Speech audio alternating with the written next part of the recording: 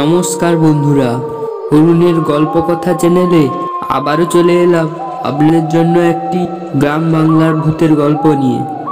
আমরা আশা করছি আজকের গল্পটি আপনাদের ভালো লাগবে। তাহলে চলুন আর দেরি না করে শুরু করছি লেখিকা অঙ্কিতা ঘোষের কলমে ধলেশ্বরী নির্জন চর। এই 3 নম্বর পর্বে বংশী আর বাপ্পার মুখ কালো হয়ে গেল কেন? আমার মুখে ওই নাম শুনে বংশী আর বাপ্পার মুখ কালো হয়ে এলো।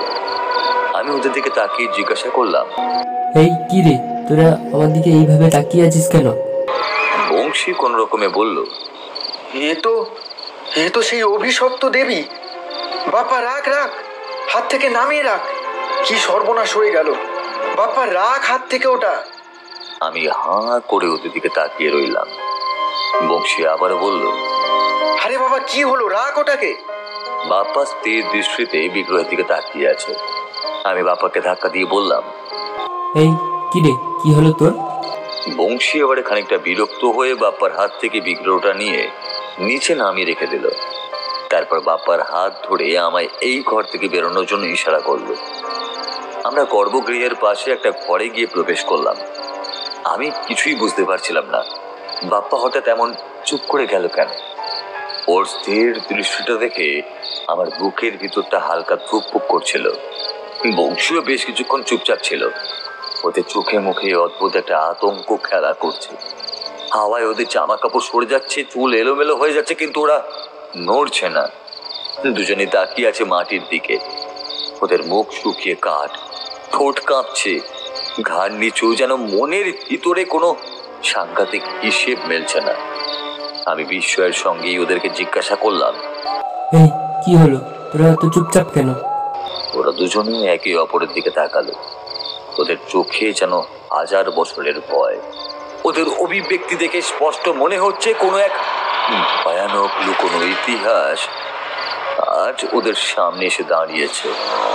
এই চরের নাম আমরা ছোটবেলায় শুনেছিলাম, কিন্তু আমরা জানতাম এই চর ডুবে গেছে।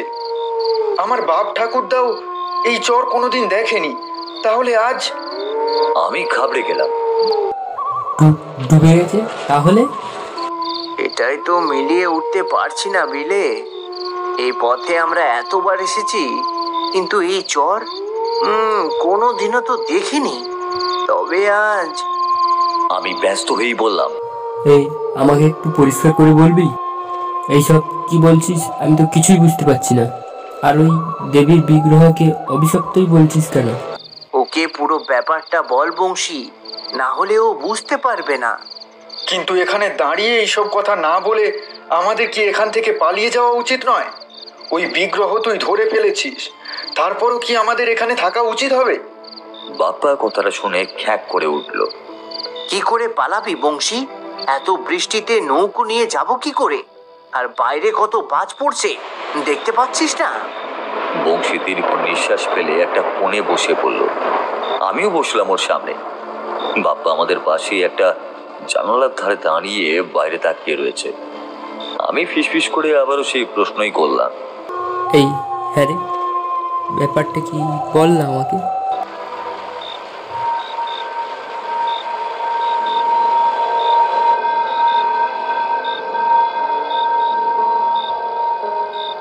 প্রাচীনকালে এই ধলেশ্বরী নদীর তীরে ছিল একটা গ্রাম, চর গোপালপুর। সেই গ্রামের অধিকাংশ মানুষ ছিল জেলে, মাঝি আর ডোম। প্রধানত তারাই এখানে থাকতো, যাদের ঝুঁকিপূর্ণ কাজ করতে হতো গভীর রাতে। তারা মনে করত দিনের বেলায় পূজিত দেবী দেবতারা তাদের সম্পূর্ণ রক্ষা করতে পারবেন না, তাই এরা কেউই খুব একটা পূজার্চনা করতো না। কিন্তু একদিন হঠাৎ একটি অদ্ভুত ঘটনা ঘটে। ভোরবেলা নদীতে যারা মাছ ধরতে যায়, তারাই ব্যাপারটা প্রথম দেখতে পায়। আমি উত্তেজিত হয়ে জিজ্ঞাসা করলাম, কি কি ব্যাপার? তারা দেখল নদীতে হঠাৎ ভেসে উঠেছে এক অজানা দেবীর বিগ্রহ। যেই বিগ্রহটা বাপ্পা হাতে নিয়েছিল? সেটাই তো মনে হচ্ছে। যাক, এবারে সেই মূর্তি নিয়ে তো গ্রামবাসীরা দিশেহারা হয়ে পড়ল। এইখানের অধিকাংশ বাসিন্দারাই অশিক্ষিত, তাই তারা এই মূর্তি নিয়ে গেল পাশের গাঁয়ের এক পণ্ডিতের কাছে।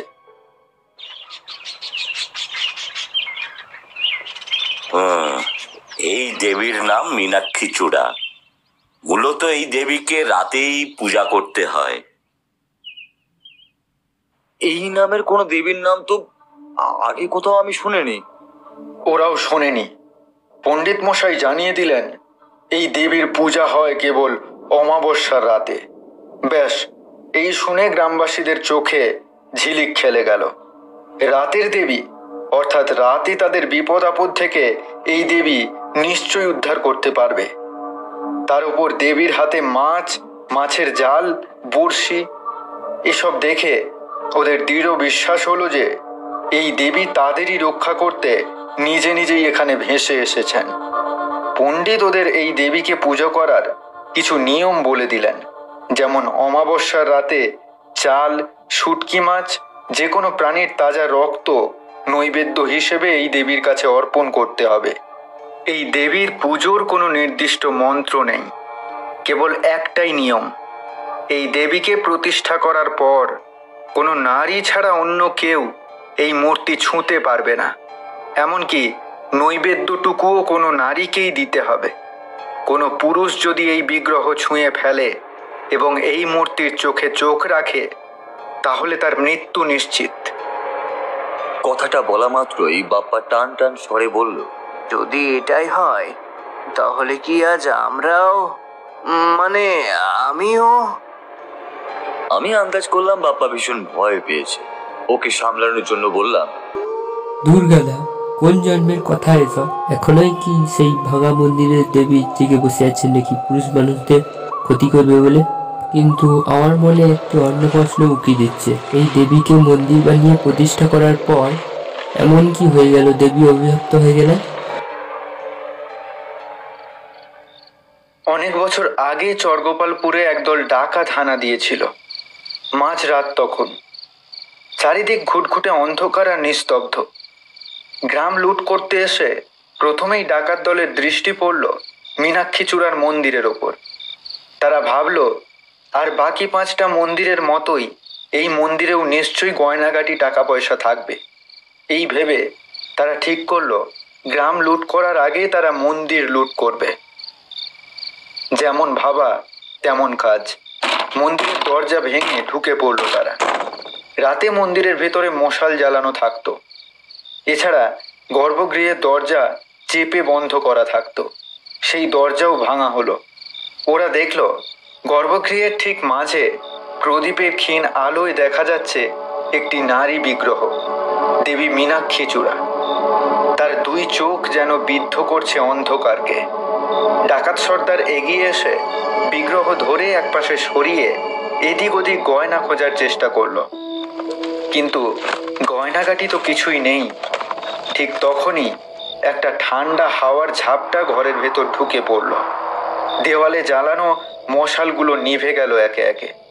এমন সময় বিগ্রহের 2 চোখ লাল হয়ে জ্বলে উঠল এবং হঠাৎ করেই বিগ্রহের ভেতর থেকে বেরিয়ে এলো এক ছায়ামূর্তি। ডাকাতদের মধ্যে একজন ভয় পেয়ে চিৎকার করে ছুটে বেরিয়ে গেল মন্দির থেকে। বাকিরাও ওর পেছন পেছন বেরোতে গেল, কিন্তু ওদের মুখের ওপর গর্ভগৃহের দরজা বন্ধ হয়ে গেল। যে বেঁচে বেরিয়েছিল সে গ্রামের লোকেদের সেখানে ডেকে আনলো, কিন্তু মেয়েরা কেউ রাতের বেলা গর্ভগৃহের দরজা খুলে ডাকাতদের বের করতে রাজি হলো না। পরের দিন তারা যখন দরজা খুলল তখন দেখা গেল ডাকাত দলের একজনও কেউ বেঁচে নেই। প্রত্যেকের ক্ষতবিক্ষত শরীর গর্ভগৃহে ছড়িয়ে ছিটিয়ে পড়ে রয়েছে। নৃশংসভাবে হত্যা করা হয়েছে সেই ডাকাতদের।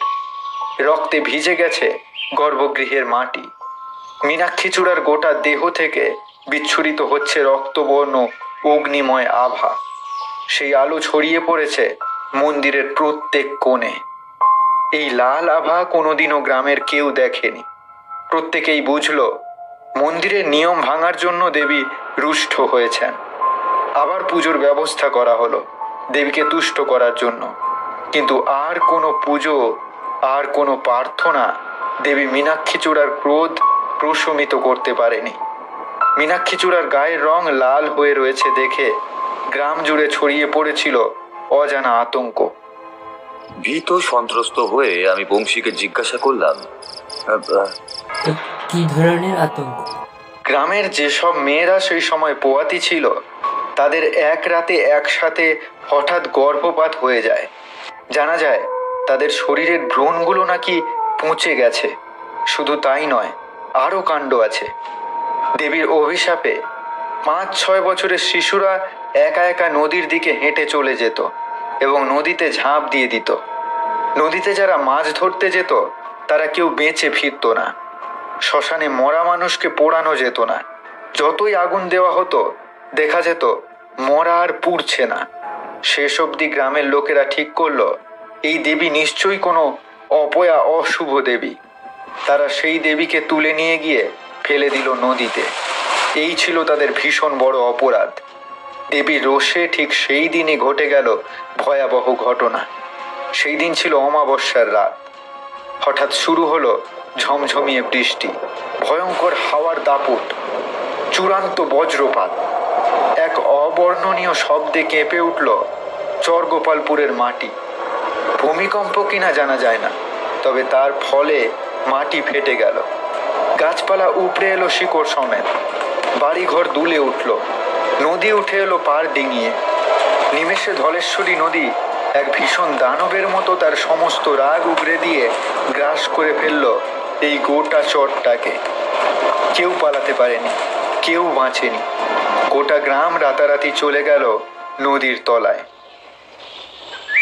ভোরবেলায় আশেপাশের গ্রামের লোকেরা যখন দেখেছিল চরগোপালপুর বলে, তখন আর কিছুই অবশিষ্ট নেই। এরপর থেকে এই গ্রামের ঘটনা ধীরে ধীরে গল্প কথায় পরিণত হয়। আমরা তো দূর, আমাদের বাপ ঠাকুরদার আমলেও এই চর তারা জীবনেও দেখেনি, শুধু এই গল্প শুনেছিল। আমরা প্রত্যেকেই এটাকে গুজব বলেই মানতাম। কিন্তু আজ এই চর, এই দেবী মূর্তি দেখে পুরো ঘটনাই সত্যি বলে মনে হচ্ছে। আরে বাপ্পা, বৃষ্টি কমেছে?